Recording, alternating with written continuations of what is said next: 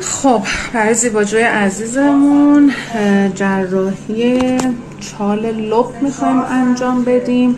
این کار به 2 روش انجام میشه، ولی خب ما میخوایم الان روش جراحی رو به کار ببریم که دکتر یه توضیحی در موردش میدین لطفا.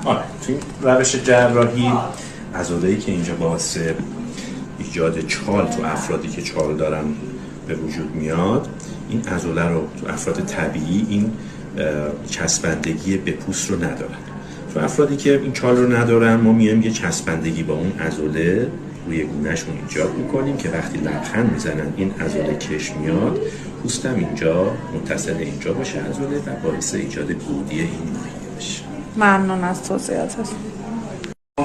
چال گونه یا دیمپل وکال رو براشون با روش جراحی گذاشتیم. ماهیچه لبخندشون یا عضله بوکسیناتور رو براشون برداشتیم. الان بخیه همون رو کار گذاشتیم. این حالت بدون چالشون هست و این حالت با چال.